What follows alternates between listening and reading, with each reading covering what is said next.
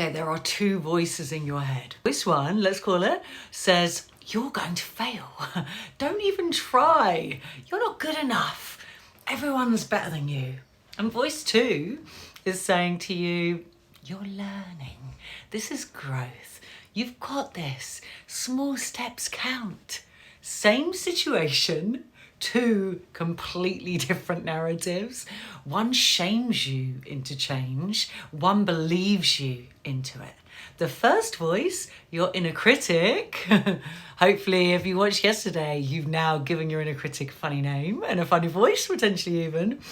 The second voice, your inner coach. Maybe your inner coach needs a voice as well. Here's the problem. For most people, the critic is screaming and the coach is barely a whisper. Let's change all that. I'm Jodie. This is day 9 of the change code. Yesterday we talked about befriending your inner critic and giving it a alter ego. Today we're activating your inner coach. Ta-da! Here's what people are always saying to me. Everyone is the same everywhere. Their inner critic is so loud. I know I should be nicer to myself, but I don't know what that actually sounds like or feels like. Every time I try self-compassion, I feel fake. The critical voice feels more real. The kind voice feels like I'm lying to myself and just pretending. I don't even know if I have an inner coach. I really know that one quite well. But here's what you've tried if you're anything like me. Positive affirmations. I am worthy. I am enough. I am wonderful. And all those things are helpful. You treat yourself a friend and you put the gratitude practices in and you focus on the good. And sometimes they may help, but often they don't stick because you're trying to replace the critic with forced positivity. And that's not how it works for some of us. Your inner coach isn't about toxic positivity. It's not about pretending everything's fine when it's not. Your inner coach is about truth and growth and compassion and kindness. It sees reality clearly, but it doesn't weaponize it against you. And that's the huge difference. Once you learn to recognize each voice and you maybe even befriend them, you can choose which one you want to listen to. You bring back agency, you bring back choice. So let's get into it. Let me show you how. How does each voice sound in the same scenario? Let's start there. So scenario 1, you made a mistake at work. We've all been there. Oh my gosh. I remember being in a huge call, global call, and I just didn't have the right materials there at all. And I was just like, why is this happening to me? How am I going to get through this? I just froze. I just completely froze. Have you been there? Yeah, tell me your scenarios where it all went wrong at work and your inner critic was raging. So your inner critic says, you're so stupid. How could you mess that up? Everyone, everywhere, globally is gonna think you're an incompetent mess.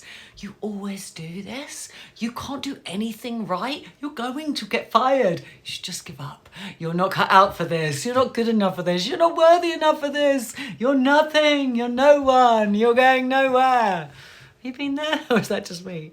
Your inner coach says, okay, that wasn't your best work. What are you going to learn from this? Everyone makes mistakes. It's just part of being human. You've handled mistakes before and you've recovered. Everything's going to be fine. What's one thing you can do differently next time? You're learning, and that's growth. See the difference? How good did the inner coach feel? Oh my goodness. So soothing, so soft, so loving. Both voices acknowledge the mistake. Neither denied reality. One used it to completely and utterly destroy you. The other used it to develop you. So let's break down the patterns. If you had a friend that was always putting you down, subtle put downs, you know the type, we know them. There's ones that like to just constantly say something a little bit mean to someone. They're terribly insecure in themselves and they just chip away at you. Do you want to hang out with that person, or do you want to hang out with the person that goes, you're doing amazing, I can't believe all the things you've done, I can't believe all the things you've accomplished, and you're just absolutely fantastic. Of course, they can both tell you some home truths, but do you want to be with the one that hangs out with you all the time and puts you down? No, you don't. Let's break down the patterns. The inner critic characteristics. Number 1, absolute language. Always, never, everyone, no one. You can't do anything right. Number 2, catastrophizing. One mistake equals total failure. You're going to lose everything. 3, shame-based. Attacks on your identity, not your behavior. Not, that was a mistake, just complete meanness all the time. 4, comparison driven. So everyone else has it figured out. You're the only one struggling and it's all your fault. 5, punishing. You don't deserve rest. You need to try harder. You need to push through the pain. You're not worthy. 6, future focused fear. You're going to fail. Everyone will reject you and it's all going to fall apart. You see the critic's tone? It's harsh, it's urgent, it's absolute, it's shame-inducing. The critic's goal is to protect you through criticism, control and perfectionism. Whereas the inner coach has much nicer, much friendlier characteristics. They have nuanced language. This time, in this situation, this is hard and you're capable. 2, reality-based. It's kind of a good thing. Acknowledges the difficulty without catastrophizing. This is challenging and you've handled hard things before. Number 3, growth-oriented. So focuses on learning, not shame. What can I learn from this? Not, oh my gosh, you've done everything wrong. 4, self-referential. Am I growing? Am I learning? Not how do I compare to others, but yes, I'm doing the best I can actually. 5, compassionate. You're doing the best with what you have right now. The rest is part of growth. 6, present focused. What do I need right now? What's one small step I can take now? The coach's tone is firm, but it's kind. It's honest, yet encouraging. The coach's goal is supporting your growth. Coach isn't a cheerleader saying everything's perfect when it's not. The coach sees reality clearly, but doesn't use it as a weapon. The critic, you failed. You're a failure. You always fail. The coach, you failed this time. What can we learn? Failure is part of growth. The critic, you're not good enough. Give up. The coach, you're not there yet. Keep going. Growth takes time. The critic, everyone's judging you. Your coach, someone might judge, and that's because they are mean, judgmental people. That's okay. You're learning in public. That takes courage. See the difference? Truth plus shame equals critic. Truth plus compassion equals coach. Both see reality. Only one helps you grow from it. So why is the critic so much louder than the coach? Because the critic formed earlier. The critic formed as a protection mechanism, usually in childhood. Learned to keep you safe through criticism, perfectionism, staying small. Your critic didn't want you to be rejected, and it's been practicing for decades. And your coach, well, it's newer, it's quieter, it's less developed. Why? Because most of us weren't taught self-compassion. We were taught, be hard on yourself, push through. Winners don't quit. We learn criticism as motivation, not compassion. So the critic is a well-worn neural pathway. It's loud, it's automatic, it's fast. The coach is a newer pathway. It's quiet and it requires conscious effort. But here's the good news. Neural pathways strengthen with use.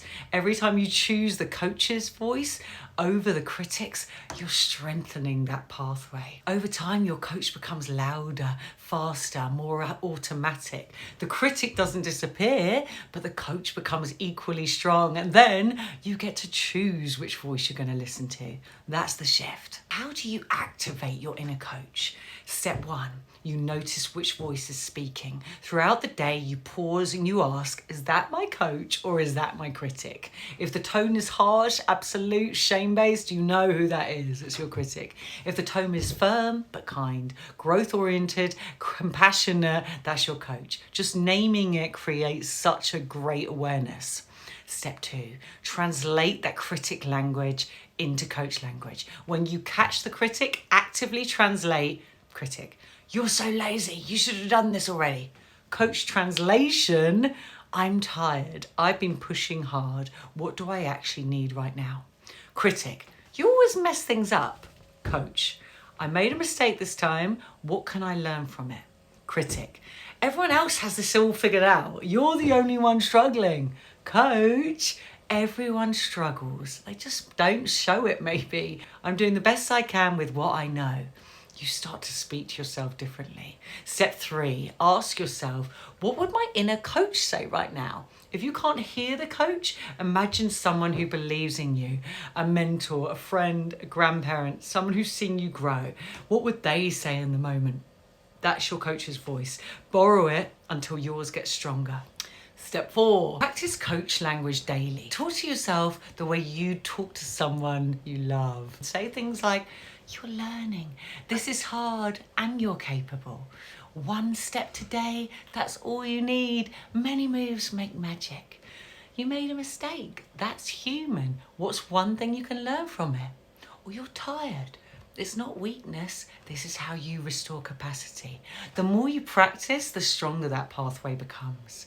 Step 5, celebrate when the coach speaks. When you catch yourself using coach language, acknowledge it. Woohoo! I just chose compassion over criticism. I'm building a new pathway. You're rewiring your brain one moment at a time. And here's the shift. You have 2 voices, maybe more. You get to choose which one you strengthen. The critic kept you safe once through shame, control, and perfectionism. But shame doesn't create sustainable change. Compassion does. The critic says, you're not good enough, try harder or give up. The coach says, you're not there yet. Keep growing, you've got this. One keeps you stuck, the other helps you grow, but you don't have to silence the critic. You just have to turn the volume up on the coach. Every time you choose the coach's voice, you're building self-trust. I can speak to myself kindly. I can grow from compassion. I'm safe even when I'm not perfect. That's how you actually change. Not through harsh criticism, through firm, kind, truthful encouragement. The coach believes you into becoming you. If this helps you recognize 2 voices, hit like and subscribe, save and share. Tomorrow is why you sabotage yourself right before success. Procrastination, perfectionism, 2 of my best friends. I'm Jodie, day 9 of the change code, week to believe the shift. Change is constant, so why not get at it?